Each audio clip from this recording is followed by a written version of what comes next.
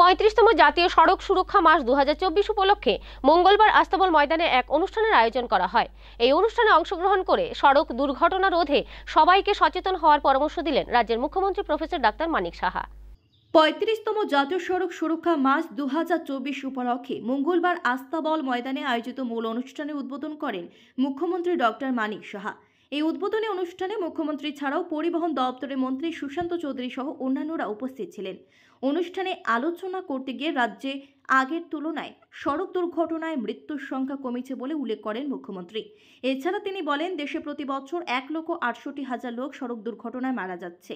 বেশিরভাগ ক্ষেত্রেই এই দুর্ঘটনা কবলে পড়ছে 18 থেকে 35 বছরের যুবকরা।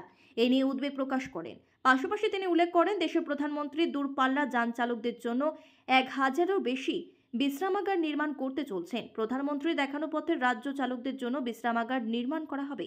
সেই সাথে দুর্ঘটনা প্রবণ এলাকায় অ্যাম্বুলেন্স রাখায় এবং যান চালকদের সিট বেল্ট পরার জন্য নির্দেশ দেন মুখ্যমন্ত্রী।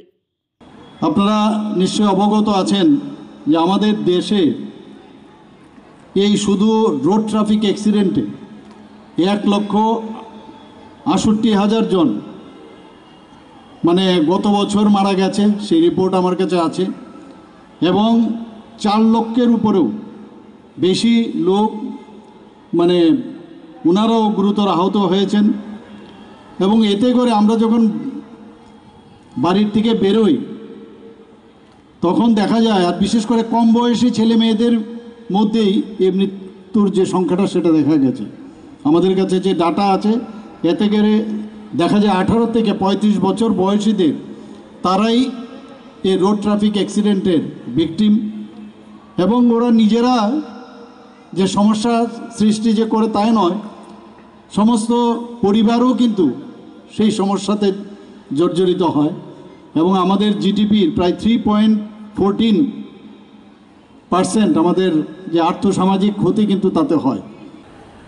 আমরা চাইছি যে জেলা স্তরে, মহকুমা স্তরে প্রতিটি স্কুল, ইউনিভার্সিটি, কলেজ সেখানেও রোড সেফটির কমিটি তৈরি করতে, এবং এই কমিটি তৈরি করে আমরা শুধু যান সন্ত্রাস নয়, আমাদের রোড সেফটির উপর নয়, অ্যান্টি ড্রাগ।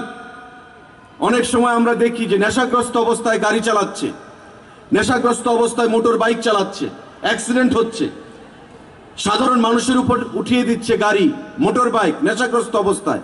এতে করে যিনি নেশা করলেন তার যেমন জীবনহানি হচ্ছে, একটা সাধারণ মানুষ যার কোনো দোষ নেই রাস্তা দিয়ে গাড়ি নিয়ে যাচ্ছে, সাধারণ জনগণ তার উপর গাড়ি উঠিয়ে দিয়ে তাকেও মারা হচ্ছে।